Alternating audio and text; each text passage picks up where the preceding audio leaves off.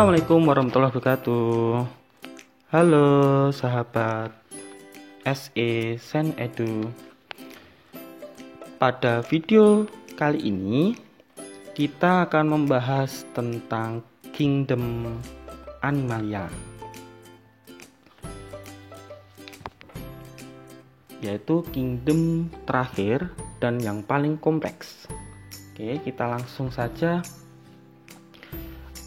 Nanti ada 3 pokok bahasan yang akan kita bahas. Yang pertama, kita wajib tahu tentang karakteristik, khususnya pada Kingdom Animalia, beserta filum-filum yang ada di Kingdom Animalia. Kemudian yang kedua yang wajib kita tahu itu klasifikasi. Nanti kurang lebih ada 10 film. Kemudian yang ketiga, peranannya. Untuk peran itu nanti kita ambil spesies yang umum yang ada di setiap filmnya. Oke, yang masuk pertama yaitu karakteristiknya. Karakteristik dari Kingdom Animalia atau ciri-cirinya, yang pertama, bersifat eukariotik. Artinya, selnya memiliki membran inti sel. Kemudian yang kedua, memiliki organel yang lengkap. Seperti yang terlihat di gambar ini. Ini gambar merupakan sel hewan. Di sini terlihat memiliki retikulum endoplasma, badan Golgi, ribosom atau yang lainnya. Kemudian yang ketiga, multiseluler, terdiri dari lebih dari satu sel. Kemudian yang keempat, tidak mengandung klorofil atau bersifat heterotrof. Kemudian yang kelima, tidak memiliki dinding sel. Kemudian yang keenam, hidup sesil dan motil. Sesil itu artinya menempel, sedangkan motil artinya bergerak aktif. Sesil, jadi tidak semua animalia itu dapat bergerak aktif. Jadi ada yang tidak bergerak. Contohnya dari filum Porifera. Ini yang saya tunjuk. Ini geraknya, ini hidupnya sesil, jadi menempel pada substrat. Yang sedangkan gambar yang saya tunjuk ini hewan yang bergerak secara aktif. Next,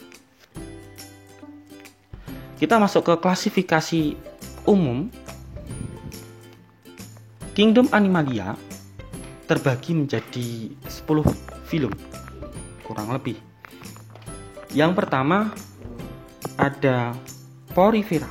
Ini anggotanya masih sangat-sangat sederhana, belum tersusun atas jaringan. Gambarnya ini yang saya tunjuk. Kemudian yang kedua, Cnidaria.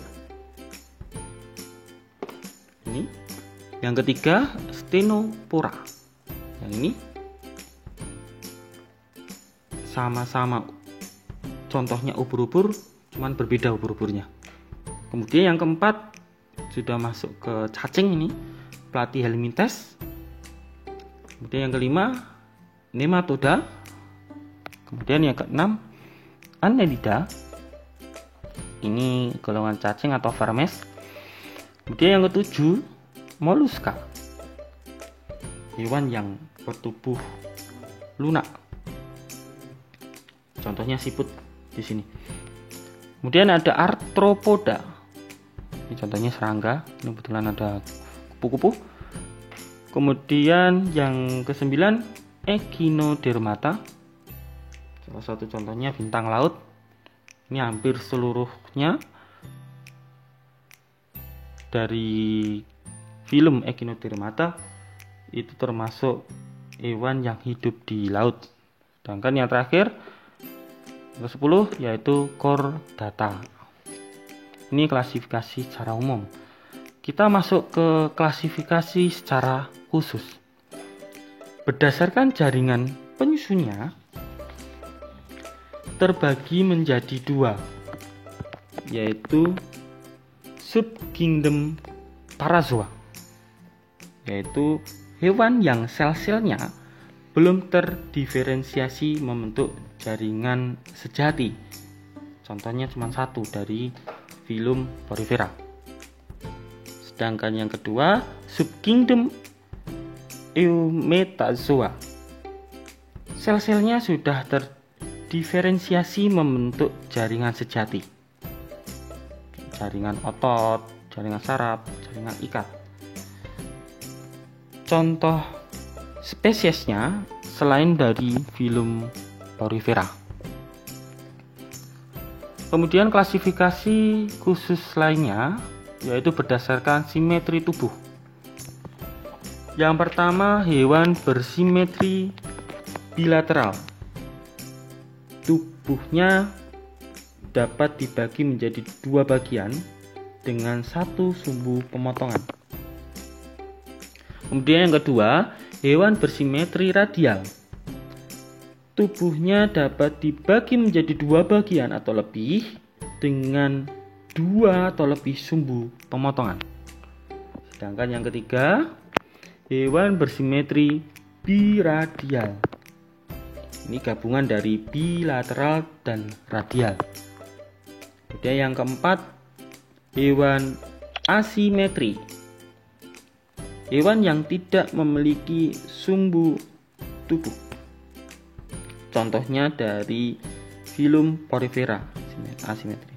Sedangkan hewan bersimetri bilateral itu contohnya ada banyak, ada Platyhelminthes dari filum Platyhelminthes, Nematoda, Annelida, Mollusca, Arthropoda, Echinodermata, sama Chordata. Sedangkan yang radial contohnya dari filum Cnidaria, sedangkan yang biradial itu contohnya dari Ctenophora.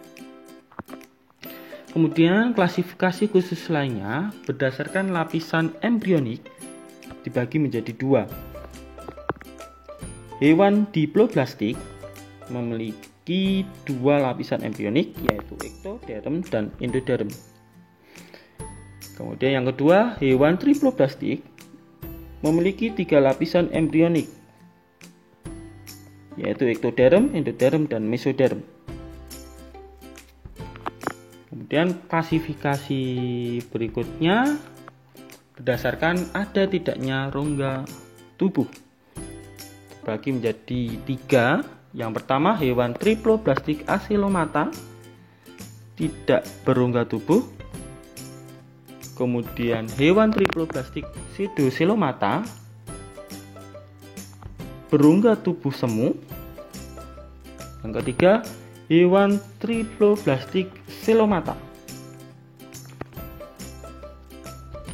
Hewan yang memiliki rongga tubuh. Yang Celomata contohnya dari filum Echinodermata, Arthropoda, Mollusca ataupun vertebrata. Oke, video kali ini hanya sampai sini. Kita lanjutkan di part 2. Oke, selamat belajar.